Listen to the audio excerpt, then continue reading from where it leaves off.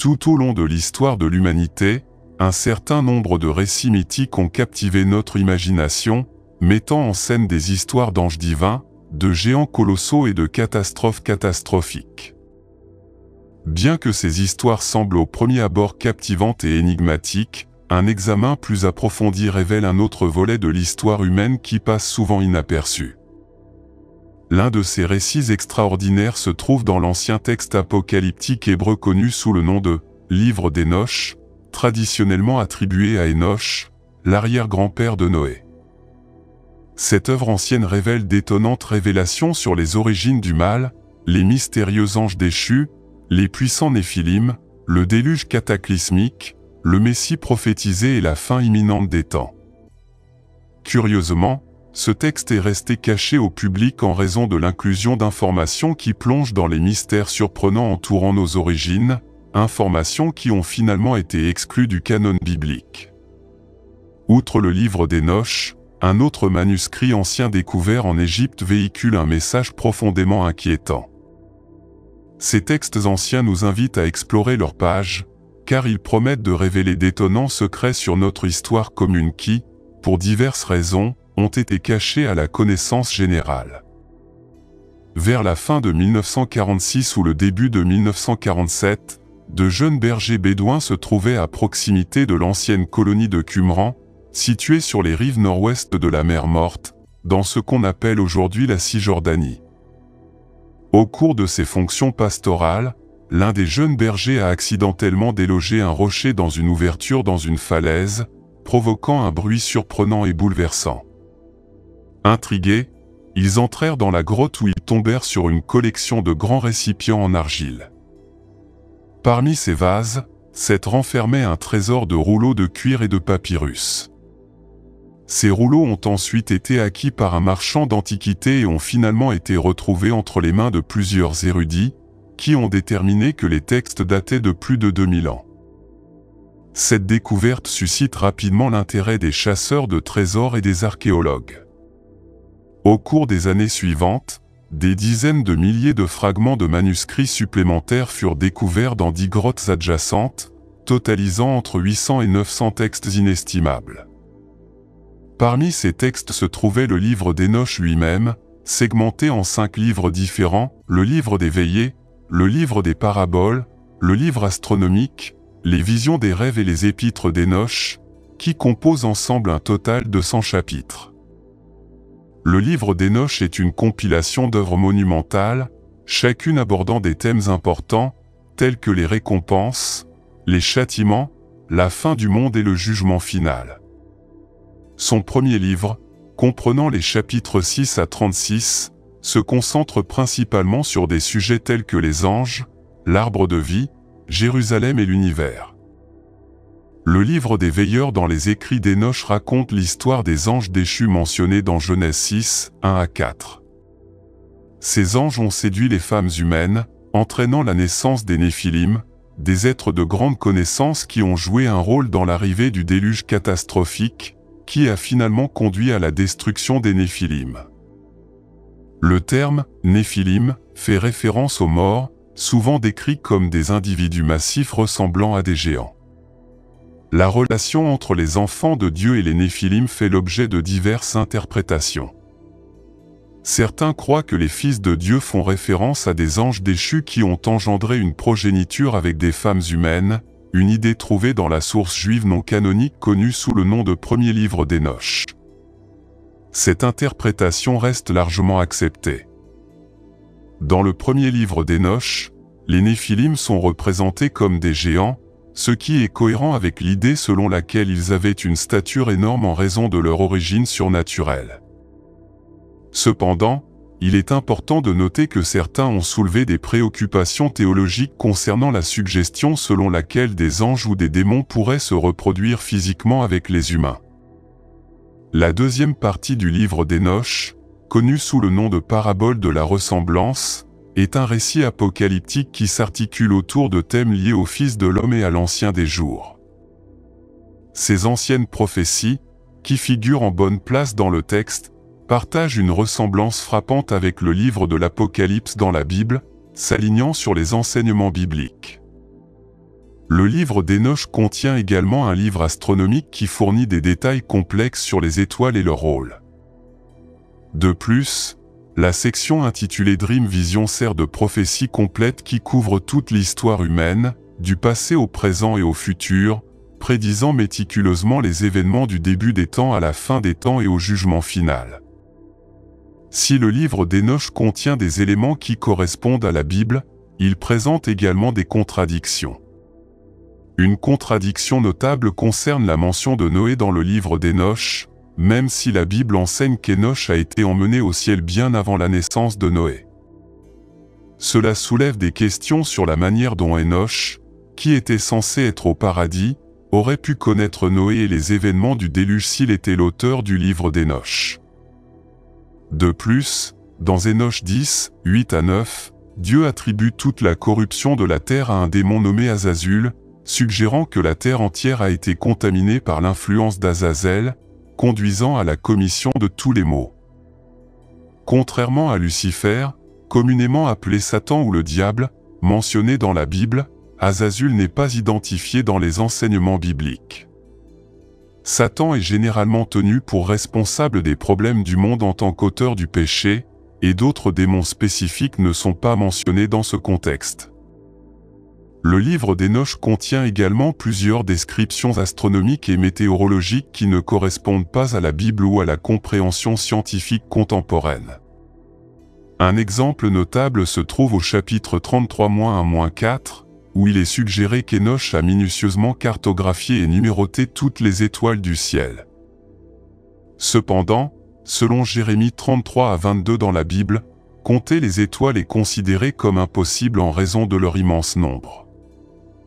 Les astronomes modernes estiment qu'il y a environ 100 millions d'étoiles dans la seule Voie lactée, et qu'il existe bien d'autres galaxies contenant chacune des millions et des millions d'étoiles.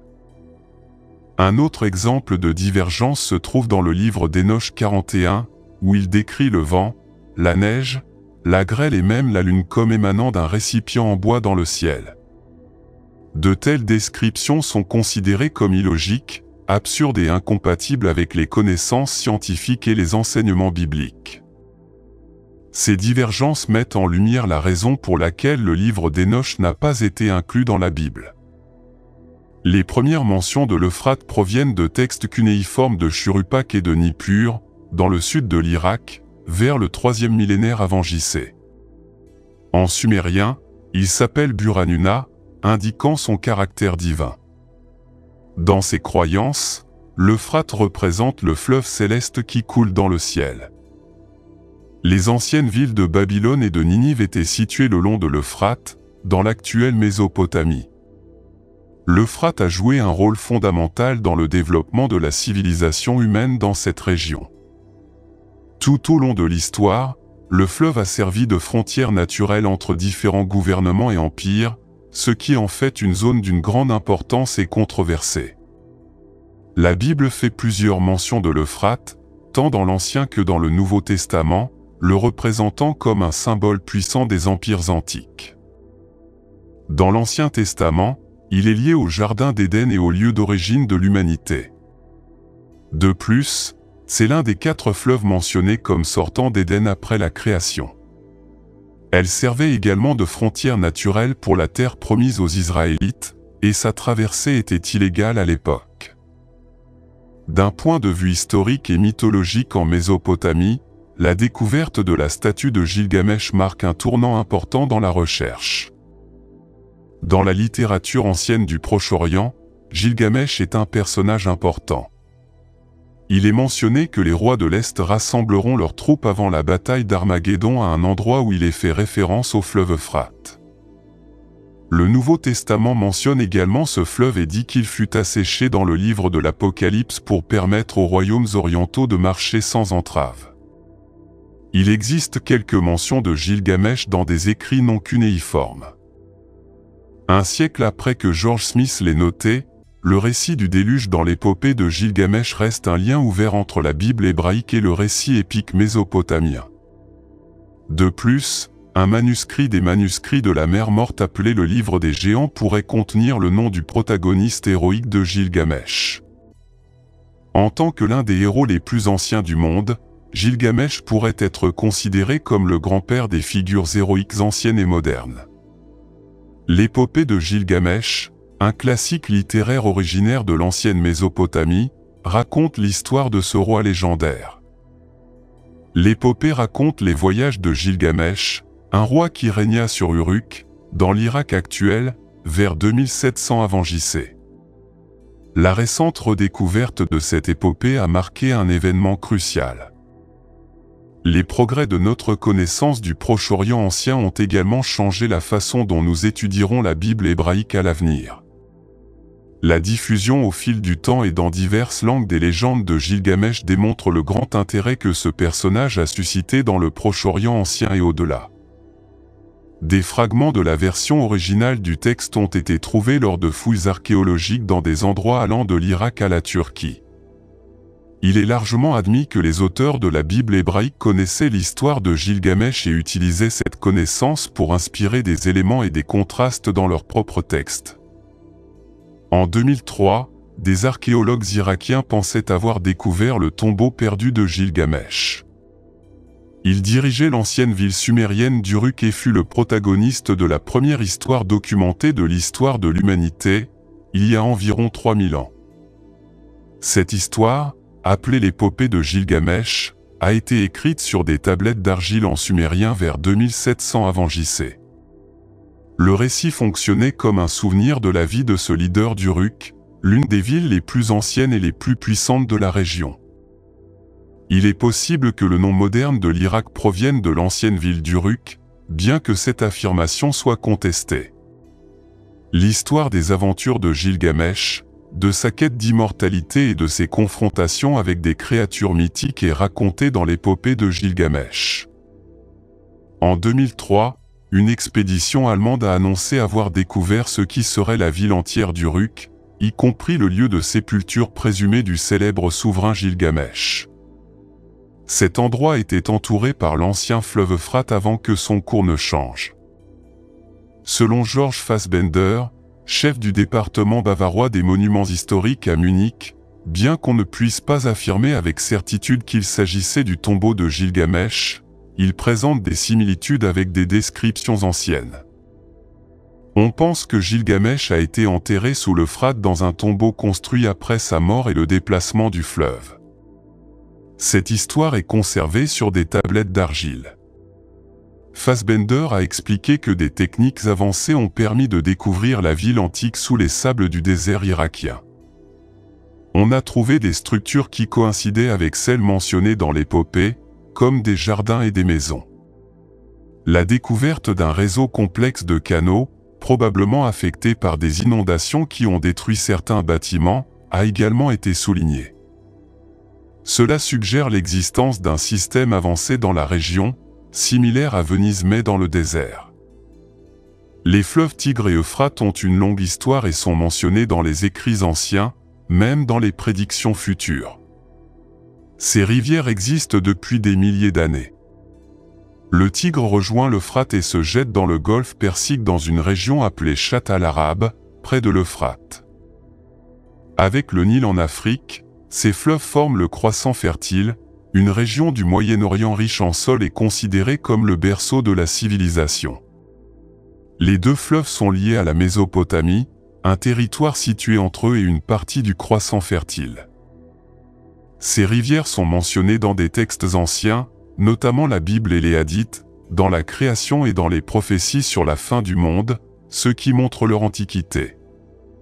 Cependant, ces dernières années, le Tigre et l'Euphrate, au Moyen-Orient, ont décliné en raison de l'activité humaine et du changement climatique. Le risque existe qu'ils se dessèchent dans les décennies à venir, affectant l'environnement et la biodiversité. L'épuisement des eaux a entraîné l'extinction d'espèces et la dégradation des habitats. De plus, ces rivières maintiennent l'équilibre biologique de la zone, et leur assèchement a altéré cet équilibre. L'assèchement du Tigre et de l'Euphrate a eu des effets positifs sur l'archéologie. De nombreux objets anciens ont été découverts dans ces rivières, notamment une ville construite il y a 3400 ans.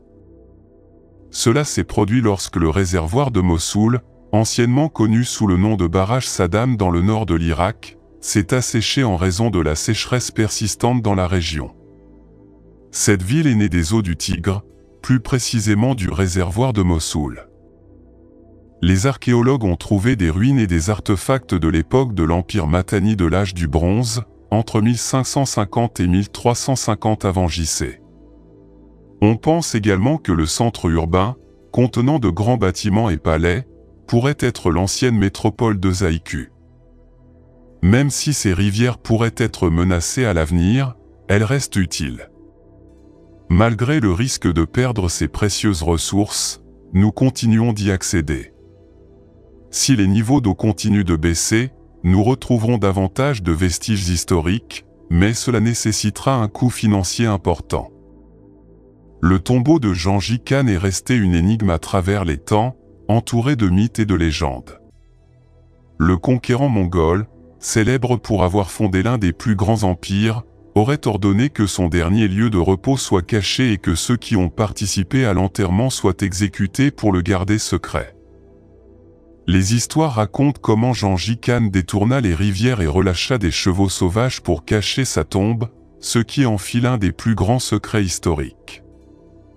Malgré la tension entre la recherche scientifique et la sensibilité culturelle, alimentée par la croyance mongole selon laquelle perturber la tombe entraînerait une calamité, le désir de découvrir l'énigme persiste.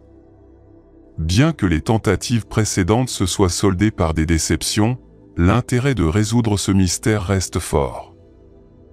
Les archéologues ont exploré des textes anciens, des images satellites et des schémas de migration pour trouver des indices. L'idée récente selon laquelle les scientifiques pourraient révéler cette énigme historique a été perçue comme audacieuse, remettant en question les barrières de la tradition et de la culture. À l'époque actuelle, porter notre attention sur les secrets de notre passé semble inévitable. La révélation actuelle change notre façon de voir l'histoire, en fournissant des preuves réelles qui remettent en question les mythes de longue date sur la tombe de Gengis Khan. Cette découverte ouvre de nouvelles voies de recherche universitaire et pose un dilemme à la Mongolie quant à la manière de gérer l'attention internationale. À l'échelle mondiale, cela ajoute un chapitre choquant à un récit ancien, éliminant le folklore et nous obligeant à affronter des réalités passionnantes mais inquiétantes. Une équipe d'archéologues, initialement en Mongolie pour étudier les conditions météorologiques anciennes, est tombée par hasard sur le site près de la montagne Birkin Khaldoun, longtemps supposé être le tombeau de Gengis Khan. La découverte, appuyée par des technologies avancées telles que des radars au sol, des détecteurs de métaux et des drones, a révélé un lieu de sépulture élaboré, avec des sculptures complexes et des symboles de pouvoir. Le moment décisif fut le déchiffrement d'inscriptions qui ressemblaient à l'ancienne écriture mongole, indiquant fortement qu'il s'agissait du tombeau de Gengis Khan. La nouvelle de la découverte a suscité un grand enthousiasme, promettant de changer la recherche historique et de remettre en question les récits établis. Cependant, cette découverte a entraîné des complications. Le gouvernement mongol a été consulté à chaque étape en raison de l'importance monumentale du patrimoine national. Avec la convergence des médias vers le site, des considérations éthiques ont surgi concernant la fouille d'un lieu si lié à la culture et à l'identité mongole. Le travail minutieux s'est poursuivi pendant des semaines, avec des scientifiques spécialisés et des observateurs locaux. Des révélations périodiques ont alimenté des discussions allant du domaine académique au domaine existentiel. Au-delà des artefacts et des documents historiques, la découverte a été perçue comme entraînant des résultats inattendus. Des experts en linguistique, en histoire et en anthropologie ont été convoqués, maintenant une approche interdisciplinaire qui n'a jamais perdu de son étonnement. Ils ont tous reconnu qu'ils faisaient partie de quelque chose d'extraordinaire, d'un effort qui réécrivait des chapitres des annales de l'histoire humaine. Alors que les archéologues se préparaient à ouvrir la tombe de Gengis Khan, l'anticipation se mêlait à l'inquiétude. Bien qu'ils aient d'abord trouvé des artefacts historiques impressionnants, tels que des épées et des armures, ce qu'ils ont découvert ensuite a défié toute explication. Parmi les richesses, ils ont trouvé des objets fabriqués à partir de matériaux avancés, apparemment hors de propos au XIIIe siècle. Certains portaient des inscriptions et des symboles dans des langues inconnues, exécutés avec une précision mécanique. Les experts n'ont pas pu identifier son origine ni comprendre sa signification. De plus, les tests ADN ont révélé des marqueurs génétiques inhabituels, distincts de toute lignée connue. Cela a ajouté une tournure mystérieuse et compliquée à la figure de Gengis Khan, remettant en question notre compréhension de son histoire. Des éléments rituels inhabituels ont été découverts dans la tombe de Gengis Khan, remettant en question les traditions mongoles connues. Des poignards de cérémonie, des récipients aux composés inconnus et des gravures sur des corps célestes créent une atmosphère étrange. Gengis Khan faisait-il partie d'une croyance oubliée ou y avait-il quelque chose de surnaturel en jeu? Un parchemin montrait des reliefs inconnus et des pierres translucides aux propriétés intrigantes affectaient les appareils électroniques. Ces découvertes ont remis en question la catégorisation scientifique et notre compréhension des connaissances de cette époque. La question clé, Gengis Khan faisait-il partie d'un récit plus complexe que nous le pensions? Les réactions allaient du scepticisme à des spéculations craintives. Certains pensaient qu'il s'agissait d'un canular élaboré, tandis que d'autres envisageaient la possibilité d'un contact extraterrestre. Même si les théories les plus extrêmes ont été écartées, le manque d'explications définitives a laissé tout le monde perplexe. De plus, les données scientifiques remettent en question les fondements de l'archéologie, de la génétique et de la physique. L'analyse de l'ADN et la datation au radiocarbone ont été utilisées, essentielles à la compréhension de l'histoire. Cependant, les résultats n'ont pas répondu aux attentes, soulevant plus de questions que de réponses. L'ADN des restes squelettiques présentait des marqueurs inhabituels et du matériel génétique inexpliqué. Les tests de datation au radiocarbone ont donné des résultats incohérents, certains éléments étant plus vieux que prévu et d'autres d'un âge impossible en fonction de leur état. Les anomalies se sont poursuivies avec la composition de certains artefacts, constitués de matériaux et d'alliages défiant les capacités métallurgiques connues. Des équipes de diverses disciplines ont proposé des théories sans parvenir à des conclusions claires, soulevant des questions sur la physique quantique et d'éventuelles nouvelles lois naturelles. Cela remettait également en question l'image conventionnelle de Gengis Khan, suggérant une histoire plus complexe avec des influences extraterrestres. Au niveau national et international, la Mongolie est devenue le centre des débats sur le patrimoine culturel, l'éthique scientifique et la souveraineté. Les négociations sur la tombe ont généré des tensions historiques et la jeune génération a exprimé ses opinions, entraînant des changements culturels et scientifiques.